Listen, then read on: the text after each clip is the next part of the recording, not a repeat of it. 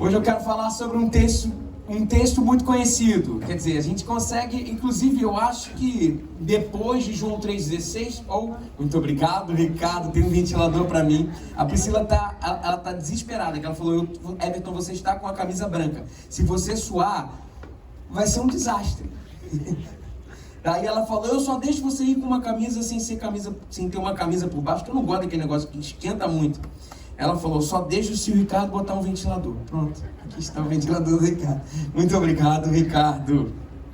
Obrigado, cara. Um texto muito conhecido. Depois de João 3,16 é o texto mais conhecido da Bíblia, ou talvez até igual, sabe? Que é Salmo 23. Salmo 23 é assim, acho que todo mundo sabe de cor, né? Eu queria que a gente pegasse aqui o Salmo 23 raiz. Porque tem outras versões agora e tal. Mas o Salmo 23 raiz, a gente vai recitar todo mundo junto. Vamos recitar e vamos tentar fazer uma leitura não apenas do que a gente aprendeu na escola dominical, mas uma leitura tentando entender sobre o que esse salmo fala. E a gente vai falar rapidamente, é um salmo pastoral, então vai ser uma palavra extremamente pastoral. A gente vai falar rapidamente sobre o que é ser ovelha de um pastor. Do pastor todo-poderoso. Vamos falar? 3 e vai. O Senhor é o meu pastor, nada me faltará. Deitar-me faz em verdes pastos, guia-me mansamente às águas tranquilas. Refrigera minha alma, guia-me pela vereda da justiça, por amor do seu nome. Ainda que eu andasse pelo vale da sombra da morte, não temeria mal algum, porque tu estás comigo. A tua vara e o teu cajado me consolam. Prepara-te uma mesa perante mim, na presença dos meus inimigos. Unges a minha cabeça com óleo e o meu cálice transborda. Certamente que a bondade e a misericórdia me seguirão todos os dias da minha vida, e habitarei na casa do Senhor por longos dias. Ou em outras versões, para todo sempre. Isso aqui é um salmo feito por um pastor, porque quem fez esse salmo foi Davi, e Davi era pastor. É legal porque o pastor se faz ovelha para escrever esse salmo.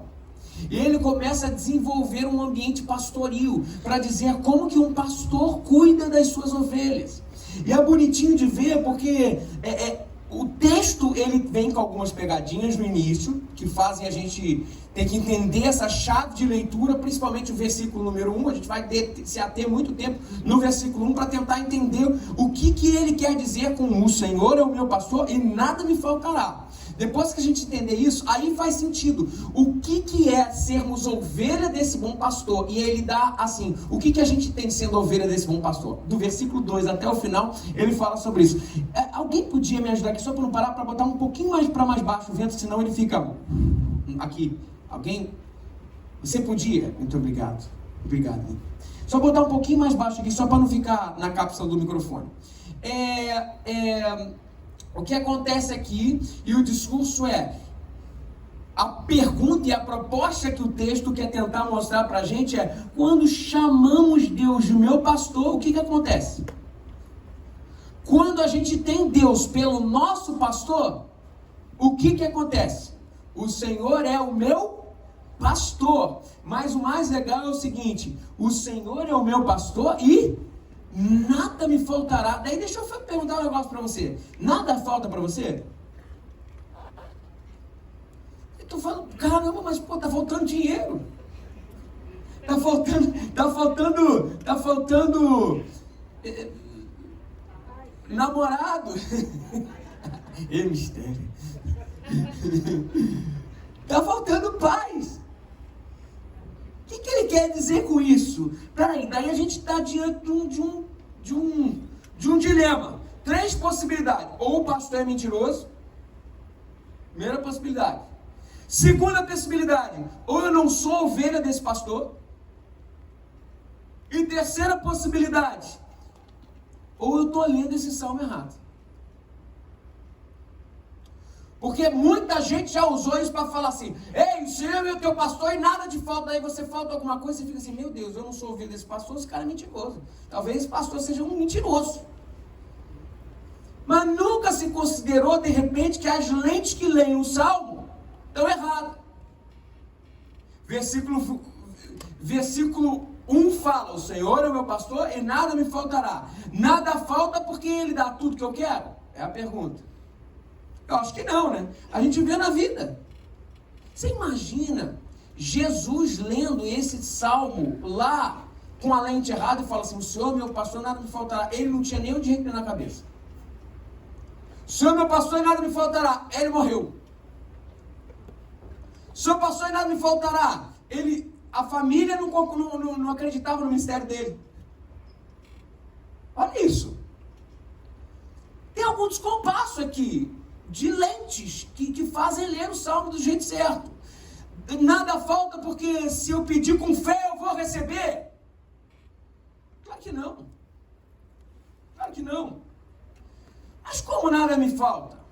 Algumas coisas importantes para a gente entender. O que o texto está tentando dizer é o seguinte: sob a perspectiva do pastoreio de Deus, ou seja, se Ele é o nosso pastor, o que faz falta pode não fazer mais. Porque os parâmetros do que é ter falta mudam. Porque nele eu tenho a capacidade de viver com falta, e se eu aprendo, assim a falta já não me faz falta. E se você perceber, o desenrolar do texto, ele continua assim. No versículo 2, ele não fala de um ambiente bacaninha. Ele fala de um ambiente que se tornou bacana. O vale da sombra da morte não é um ambiente bacana. A presença dos inimigos não é um ambiente bacana. A verdade, eu me lembro muito do que é o novo Senhor é meu pastor, né? O Senhor é meu pastor e nada me faltará, é que o apóstolo, que é mal interpretado, o apóstolo Paulo vai falar lá na frente.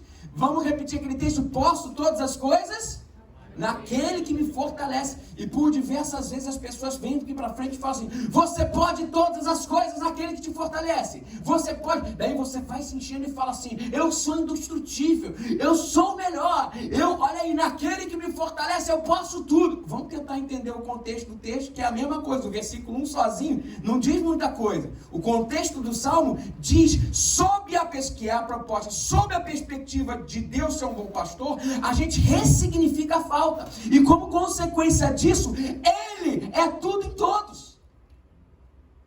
Olha o que diz lá no novo Senhor é meu pastor, que eu posso todas as coisas naquilo que me fortalece. Filipenses 4, 11, de 11 a 13 fala assim, ó. Não estou dizendo, o apóstolo Paulo falando para a igreja de Filipos. Não estou dizendo isso porque esteja necessitado, pois aprendi a adaptar-me a toda e qualquer circunstância. Sei o que é passar necessidade e sei o que é ter fartura. Aprendi o segredo de viver contente em toda e qualquer situação. Veja, contentamento com contente de alegre. Ele faz esse trocadilho. Toda e qualquer situação. Seja bem alimentado, seja com fome, tendo muito ou passando necessidade. Agora vem o que a gente conhece, mas posso todas as coisas naquele que me fortalece. Veja bem, eu sei que é passar necessidade. Eu sei muito bem, sei o que viver. Sei como é que é viver. Sem nada, com muito. Sei o que é viver com perigo de morte. Sei o que é viver na bonança da vida. Aí ele fala assim, sabe isso tudo que a vida nos proporciona? Isso tudo que tem a ver com qualquer ser humano? Não é pertinente só quem não é filho de Deus, mas quem é filho de Deus também. Isso tudo, eu posso todas as coisas, sabe por quê? Porque Ele é o meu pastor, então a minha falta acaba nele. Eu posso todas as coisas nele que me fortalece. Você está entendendo? Esse aqui é o Novo Testamento dizendo, o Senhor é meu pastor e nada me faltará. Eu posso todas as coisas naquele que me fortalece. Gente, por isso que faz sentido o lance do Senhor meu pastor, nada me faltará. Porque as coisas que eventualmente me faltam e as faltas que eventualmente me infelicitam, eu descobri que elas são secundárias. E eu posso dizer que se eu tiver Deus e for dormir na cadeia, não me falta nada. Porque descobri que a única coisa que gera falta no mundo é a ausência de Deus. O Senhor é o meu pastor, já basta, nada me faltará.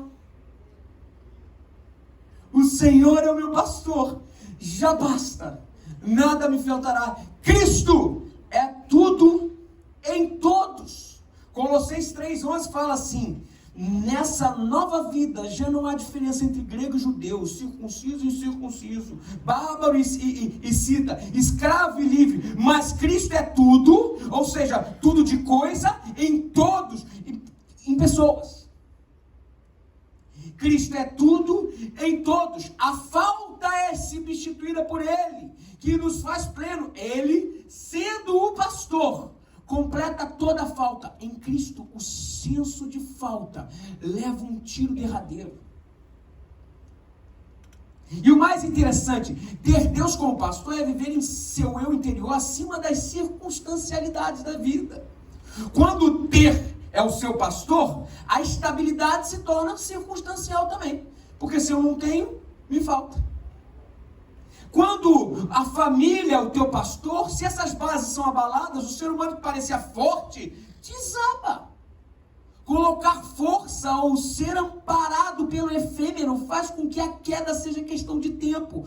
Quando o Senhor é o pastor, ter e não ter não fazem diferença. As categorias de felicidade não podem ser construídas na areia da circunstancialidade, do que pode acabar num piscar de olhos. Já no Senhor, o pastoreio é incircunstancial. Se deixe ser pastoreado pela rocha inabalável, que é Cristo o Senhor. O Senhor é o meu pastor e nada me falta, porque a percepção de falta é completada nele. Depois que entendemos esse primeiro momento, aí fica fácil ler os versículos subsequentes. Versículo número 2, ele fala assim: deitar-me faz em verdes pastos. O que o pastor nos promete? O pastor não nos vai deixar faltar o quê? Descanso. Deitar-me faz em verdes pastos. Mas é engraçado que a etimologia do descanso é o contrário do canso. Para eu descansar, eu tenho que cansar. Por exemplo, para eu descalçar, calçar, é tirar o calço. Para eu desfazer, é ter feito para depois voltar atrás. Para eu descansar, eu tenho que cansar, para ele depois descansa. Descansar só cansa, quer dizer, só descansa quem se cansa. O que Deus nos fala é que a vida é marcada por canseira. A vida da ovelha do bom pastor é igual a qualquer um, gente. Qualquer um. Tem cansaço. Agora, o que ele promete, sendo nosso pastor, é descanso depois do cansaço ou em meio ao cansaço. Olha que libertador. Que coisa mais humana. Você olha ao teu redor e você vê isso a todo momento. Vocês já não perceberam? Eu já contei algumas vezes aquela parábola. Isso aconteceu, que tem uma música do cantor cristão que é: sou feliz com Jesus, sou feliz com Jesus, meu Senhor. Em inglês é It is well with my soul. It is well é tipo, vai tudo bem com a minha alma. Essa música foi composta num momento de extremo cansaço emocional. Um marido fugindo da Inglaterra para os Estados Unidos, mandou da fogueira da Inquisição, uma família protestante mandou seus filhos e a sua esposa para lá. E de navio que iam naquela época, morreram num naufrágio. E ele ficou sabendo depois de um bom tempo, mandaram carta dizendo: aquele barco ninguém se salvou, foi naufragado. E depois ele fugindo sozinho. Chegou um determinado... Ele estava sozinho, a sua família tinha ido e morrido. Ele chegou um momento da viagem no navio, e o capitão do navio falou assim: ó, é aqui que aconteceu o naufrágio. E ele escreveu essa canção. E a canção no refrão fala assim: ó, calma, vai tudo bem com a minha alma. Como? Se o cansaço e a fadiga emocional já estavam e perdeu tudo. Mas é porque, sob a perspectiva do bom pastor, ele nos faz andar e deitar em verdes pastos, mesmo que o cansaço chegue. É promessa dele, que descanso, que a gente não entende. É essa tal da paz que excede todo entendimento, sabe, gente, que a Bíblia fala? Vocês já não participaram disso? Vocês, ovelhas do pastor? O negócio está acontecendo, está tudo errado, mas tem um negócio dentro de mim que a gente até fala assim, será que eu estou traindo? Já aconteceu de eu estar em enterros ou acompanhar as pessoas depois que um ente querido muito faleceu, ele fala assim, mas eu estou sentindo um negócio no meu coração que eu não consigo explicar, eu estou até com medo que as pessoas pensem que eu não amava a pessoa. Eu amo de paixão, mas tem um negócio chamado Espírito que é consolador, e tem um negócio chamado paz que excede todo entendimento, que é isso que o bom pastor está falando aqui. É uma paz, gente, que ele não consegue entender. Pois é isso que ele fala, deitar-me faz em verdes pastos. O que ele promete não é não se cansar, mas ele promete um descanso. Isso é promessa dele. Amém. Que coisa linda! Sabe, eu vivo agora um momento, a gente vive um momento de extremo cansaço. Cansaço maravilhoso, gente. Olha só, eu tenho o melhor trabalho do mundo. Eu sou pastor. O melhor trabalho do mundo é o meu. Você pode até falar o seu, mas não chega nem perto. Porque eu estou lutando por coisas que não vão ficar aqui. Essa é a verdade. Você que não é pastor, eu te desafio talvez ser. Que é muito legal, gente. Agora, lidar com circunstâncias, logo eu sou ser humano. Então, agora eu estou um pouco cansado. Por que eu estou cansado? Porque a gente tem que ver um lugar pra gente. Eu estou correndo atrás, gente. Vocês não têm noção de como eu estou correndo atrás. E eu tenho orado muito por isso. Eu não sei quantos de vocês aqui já foram no jardim de oração ali em Tubiacanga. Alguém já foi?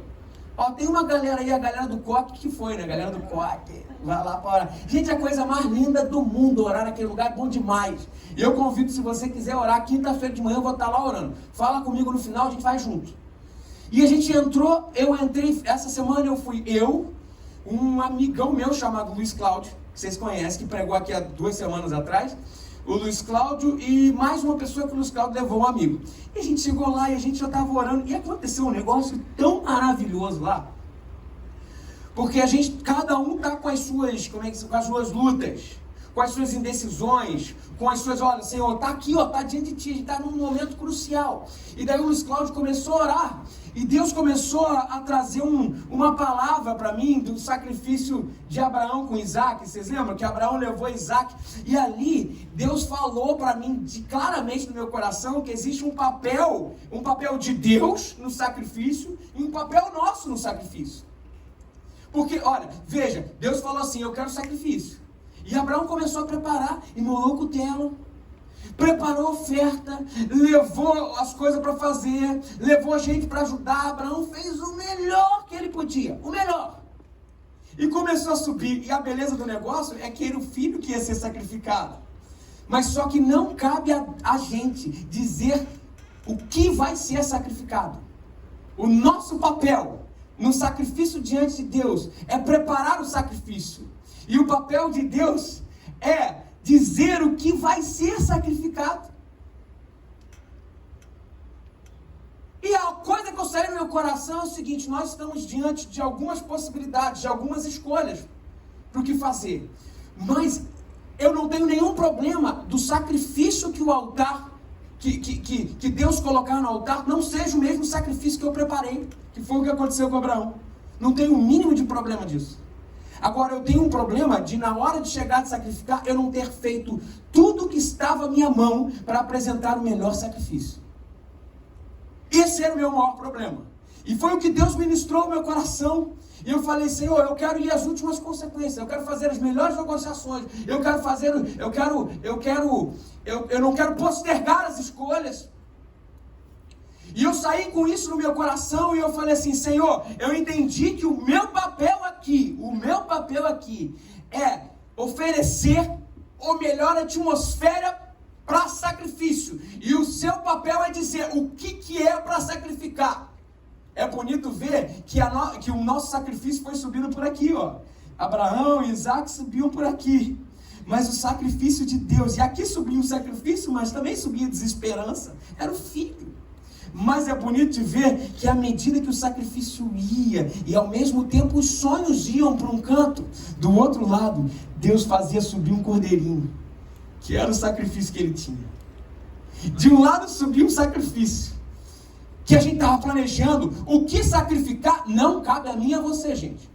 Cabe a gente a preparar o que tem. Mas isso, lógico, causa cansaço. Cansaço emocional em todos os sentidos. E do outro lado, vinha subindo um cordeirinho. E Deus falou assim: agora você preparou tudo? Deixa que, para botar em cima do altar, deixa que é comigo. E Deus providenciou um cordeiro. Quando eu orei, a gente orou por aquilo, e eu entendi que eu tinha que correr contra o tempo, tomar as escolhas e tudo mais. Mesmo que o sacrifício que eu estou pensando não seja o sacrifício que Deus tem. Não tem problema. Depois que a gente orou, aconteceu um negócio muito legal. Tinham 3 orando pelas mesmas coisas. Cada um preparando o seu altar diante de Deus, né? E depois que a gente abriu o olho, daí o menino falou: e caramba, olha ali um cordeiro. E tinha um cordeiro. Assim, inacreditavelmente. Daqui a pouco o Luiz Cláudio falou: não, um não. São 2. E eu olhei e falei: 2 não, são 3. Tinha um para cada um, gente. Tinha um para cada um. Lógico, eu estou contando aqui de uma experiência minha. Não estou tentando fazer um tratado teológico, não. Mas estou contando. Minha igreja, minha família, eu vou falar. Aqui, estou com o microfone. Aqui, depois daqueles 3 cordeiros que a gente olhou para o lado, tinha um altar. Um altar. Porque a gente está num lugar de oração, simbolicamente tinha um altar lá. Daí eu falei: cara, olha o altar ali, cara. Eu quase peguei o cordeiro, brincadeira. Não fiz. Daqui a pouco eu falei: nossa, olha o altar aí. Daqui a pouco a gente começou a andar. E quando andei, tinha um cara imolando uma faca, assim, ó. É como se Deus mostrasse pra gente assim: meu filho, prepara o altar, e eu vou mandar o sacrifício. Eu vou mandar o sacrifício.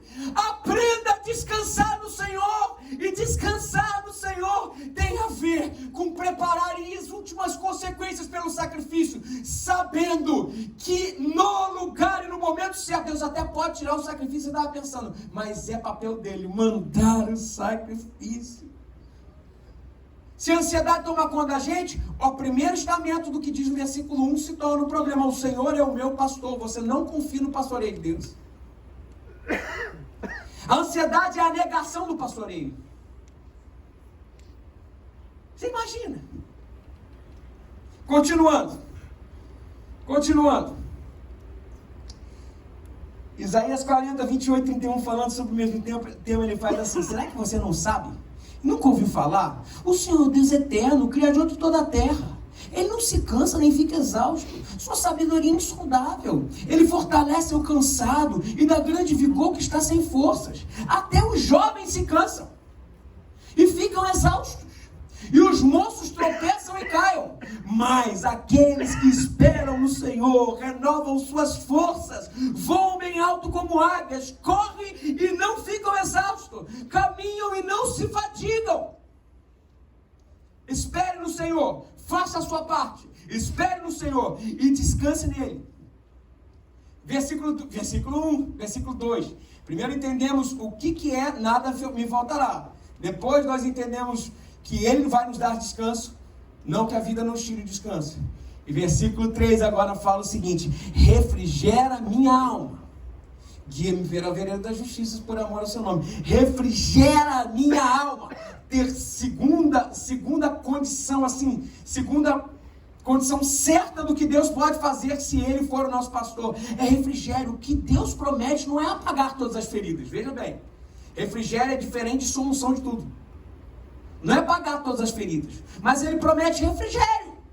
As feridas, cicatrizes são partes fundamentais de quem nós somos. Mas o alívio, a capacidade de conviver com isso sim é promessa dele, ele vai te dar. Vocês percebem? Isso é promessa. Tem coisas que são pesos que vão carregar para sempre, até o final da nossa vida. Vocês lembram do apóstolo Paulo? O apóstolo Paulo estava lá, orando, pedindo ao Senhor, e pedindo para Deus tirar um espinho na carne dele. É aquele negócio de ver doer, a gente não sabe o que é. Alguns dizem que era a cegueira dele, que ele não sabia, que ele não conseguia enxergar direito. Outros dizem que ele era gago.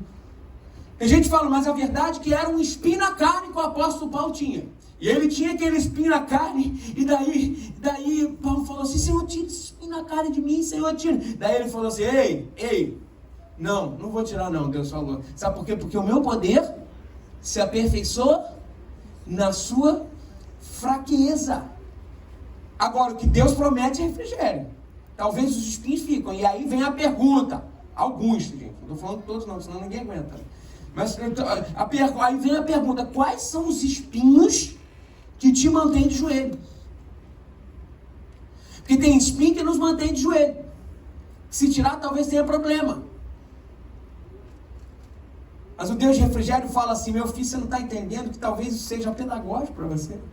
Sabe o que eu me lembro? Eu me lembro do Luiz Cláudio, esse meu irmão, que a gente tenta orar toda semana, a gente tenta estar junto. O Luiz Cláudio é um querido para mim, eu amo o Luiz Cláudio. Amo. Dou minha vida para aquele cara. E a gente viveu muitas experiências com Deus. E vocês sabem, acho que o Luiz Cláudio já contou assim, bem curtinho, algumas coisas do testemunho dele. Ele é renal crônico, ele não tem rins.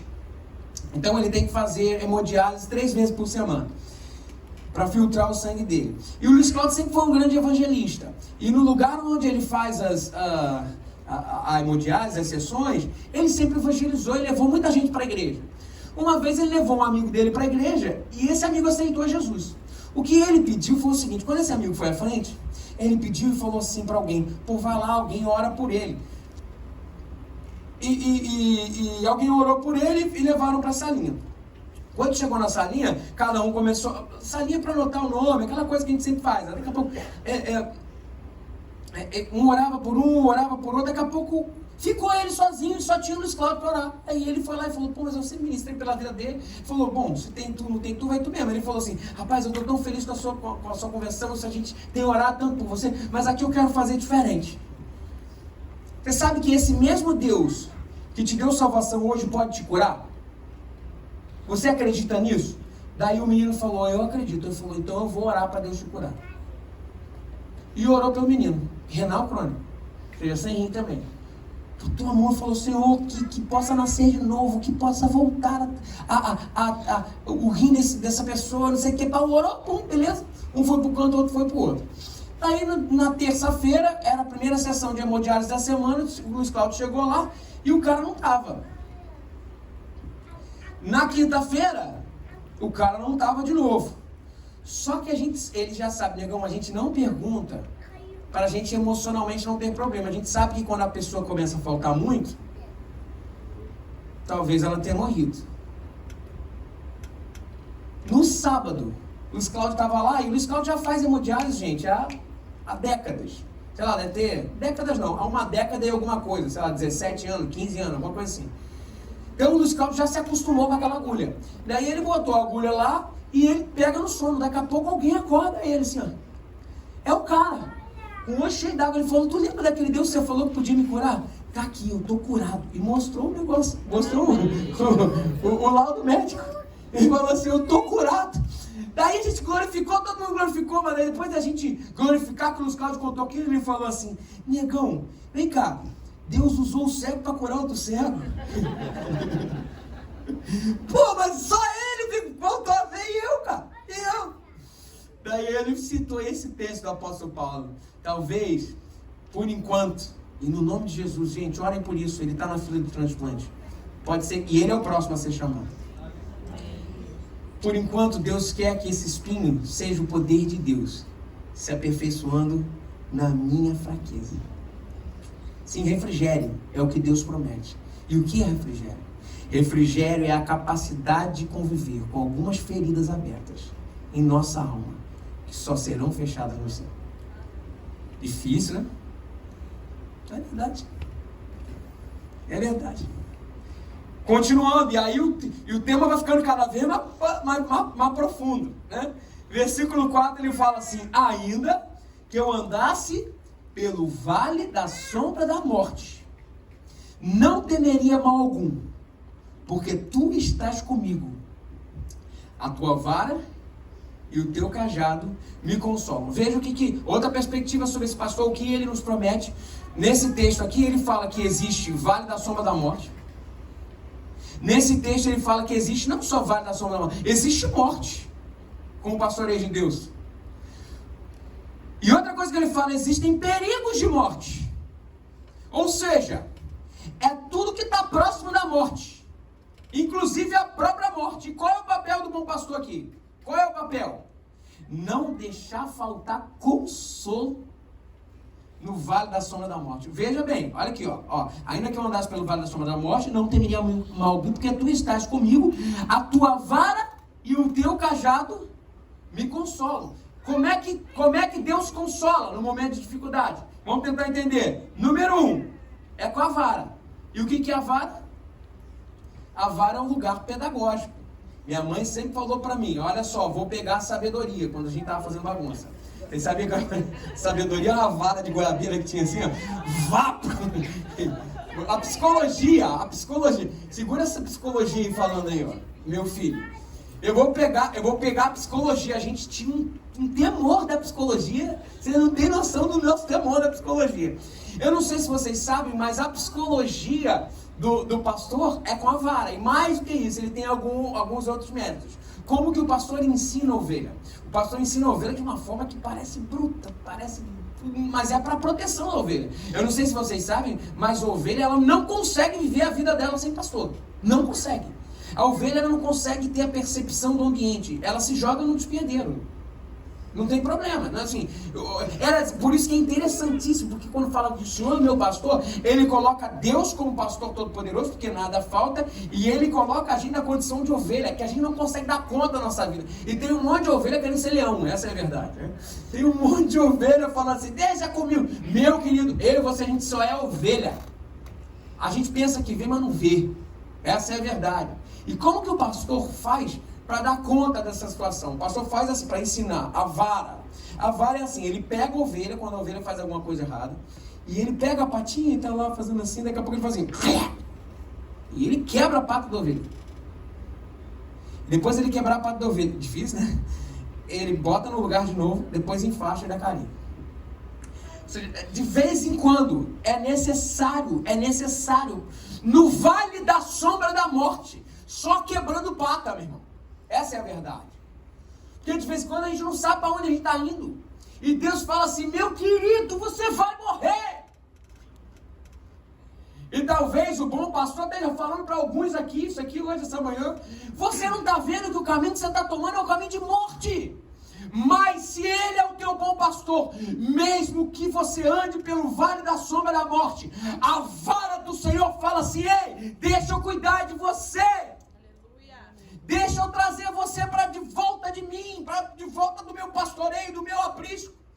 Não só vara, mas também tem cajado.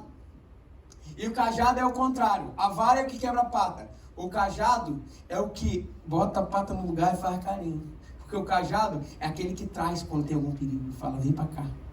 Vem fazer isso aqui. Não, por aí não. Vai para o outro lado. Não diga não à vara do Senhor e não diga não ao cajado do Senhor. Quantos querem trazer pessoas para o aprisco do Senhor, mas são ovelhas que falam assim, deixa comigo porque eu dou conta. Ei, você não dá conta. A vara e o cajado do Senhor estão disponíveis a quem são ovelhas do seu pastoreio. E o texto continua no versículo 6 e ele fala um negócio muito legal. Não, desculpa. Versículo 5. Diz assim, preparas uma mesa perante mim. Olha que coisa linda isso aqui. Prepara uma mesa perante mim na presença dos meus inimigos. Prepara uma mesa perante mim na presença dos meus inimigos. Sabe o que a gente aprende com o bom pastor? Primeiro, a gente aprende uma coisa, que existem inimigos. É difícil entender isso, mas existem. Existem inimigos. Mas, o que ele fala? Mas eles podem estar à mesa. Tem a percepção de que tem gente que não vai gostar de você, mas também tem a percepção de que a mesa também é para eles. Bonito, não é? Eu acho isso maravilhoso. Prepara uma mesa perante mim e bota o meu inimigo para longe. Não, prepara uma mesa perante mim para que os meus inimigos possam sentar. Pensa comigo, isso não é Cristo? Isso não é Judas junto com Cristo? Que maravilha! A gente quer afastar. Cuidado com essa criança aí. Essa criança está um problema sério mesmo. E a gente quer... É meu filho, gente, por isso que eu estou falando isso. Por favor, não me entendam mal. E a gente quer afastar. Saiba que os inimigos acontecem, mas saiba que a mesa para sentar contigo também é para eles. O pastor das nossas almas fala: quer ter saúde? Chama para próximo também aqueles que talvez não cruzem muito bem com você, né? Ele continua. E está terminando o versículo 6, ele fala assim, ó: mas certamente que a bondade e a misericórdia me seguirão todos os dias da minha vida, e habitarei na casa do Senhor por longos dias. Certamente que a bondade e a misericórdia, de acordo com a Bíblia, a mensagem, a tradução é mais legal, vão te perseguir. É isso que a Bíblia, a mensagem fala. Vão te perseguir. Perseguir. Ser perseguido por alguém não é muito legal. Essa é a verdade. Eu estava assistindo outro dia, porque pai de criança assiste de tudo desenho infantil. Eu estava procurando mesmo. Foi muito legal quando o Marlin conheceu a Dolly. A Dolly foi conhecida da seguinte forma: ele estava procurando o Nemo que tinha ido embora, e ele começou a correr: você viu meu filho? Você viu meu filho? Daqui a pouco a Dolly, daquele jeitinho dela assim, nadando. Daqui a pouco: você viu meu filho? Passou um barco por aqui. Ela: barco? Seu filho? Eu acho que eu vi. Vamos. Daqui a pouco ela começou a correr, daqui a pouco ela começou a andar em volta. Ele não entendeu nada, porque daqui a pouco ela olhou para trás assim e foi embora. E daqui a pouco foi para lá. Daqui a pouco ela virou e falou: por que você está me perseguindo? Por que você estava me levando meu filho? Oi, eu sou a Dolly. Tudo bem? Aquele jeitinho. A verdade é que a perseguição não é um negócio legal, mas o que o texto está falando é que existem dois agentes que vão te perseguir se você é ovelha, pastoreio do Senhor. Que vai te perseguir você é a bondade e a misericórdia. Quando o Senhor é o nosso pastor, é o seu pastor, você sabe que você é objeto de uma conspiração de amor. Olha que bonito isso, gente. A bondade do Pai e a sua misericórdia vão te perseguir. Corre atrás do fulano, porque ele está indo pelo vale da sombra da morte. Corre atrás do Everton, bondade e misericórdia. Pega! São dois cachorros que ficam atrás da gente. É a bondade e a misericórdia. Mas agora, mais bonito, eu queria que a gente observasse o uso dos pronomes pessoais no texto. Do início ao fim. Eu vou começar a ler. E eu quero desvendar uma coisa linda aqui. Versículo 1 até o versículo 6. Eu vou ler para vocês. Aqui, ó. O Senhor é o meu pastor, e nada me faltará. Qual é o pronome que a gente está usando aqui? O ele. Ele, o Senhor é o meu pastor. Ok? A gente está falando sobre ele. Ele está falando com alguém. Ok? O pastor está falando com alguém. Ele deitar-me faz em verdes pastos, e ele me guia mansamente às águas tranquilas. Versículo 3. Ele refrigera minha alma, porque aqui está tudo bem. Pastos verdejantes, águas tranquilas. Ele refrigera a minha alma. Ele guia-me pela vereda da justiça por amor do seu nome. Aí muda inclusive a cor do ambiente. E aí ele começa a falar assim: ainda que eu andasse pelo vale da sombra da morte, não temeria mal algum, porque tu estás comigo. Sabe o que acontece aqui? Vocês estão percebendo? Olha que bonito isso aqui. Enquanto está tudo bem, é fácil falar em terceira pessoa, mas no momento da dificuldade, ele se aproxima. Meu irmão, mas mais do que isso, é a promessa do Senhor de que nos momentos mais difíceis, se o Senhor é o nosso pastor, Ele estará conosco. Ele vai pegar a gente no colo. Enquanto está tudo bem, até pode olhar de longe, mas tem vale de sombra de morte. É tu que estás comigo, é presente, é do lado. Ele te pega no colo. Tem uma história que conta sobre isso, como se uma pessoa caminhasse com Deus e estava indo na areia da praia caminhando com Deus na vida, como se simbolizasse a vida. E ali estavam quatro pegadas. Daqui a pouco, no momento mais difícil, ainda que eu andasse pelo vale da sombra da morte, não temeria mal algum, porque tu estás comigo. No momento mais difícil, ele percebeu que só tinham 2 pegadas na areia. se virou contra Deus e falou assim: mas por que no momento de maior dificuldade só tem 2 pegadas na areia? Você me abandonou, você me abandonou. Ele falou: não, de jeito nenhum. Eu passei de terceira pessoa a segunda pessoa do singular. Sabe aquelas pegadas? Não eram suas, eram minhas. Porque tu estás comigo, a sua vara e o teu cajado me consolam. Ele nos pega no colo, e o próprio Cristo fala: e eis que estarei convosco todos os dias, até a consumação dos séculos.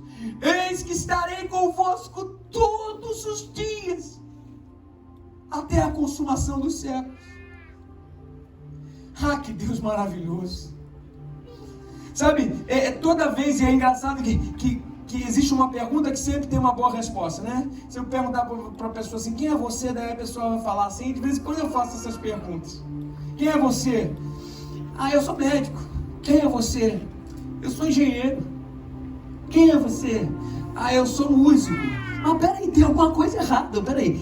Uma resposta errada. Eu estou perguntando quem é você. Eu não estou perguntando o que você faz, qual é a sua função, mas só que as pessoas elas já são entendidas pela função, não por quem elas são. Sabe qual seria a resposta certa? Quem é você? Qual é a resposta certa? Eu sou ovelha de Jesus, o bom pastor.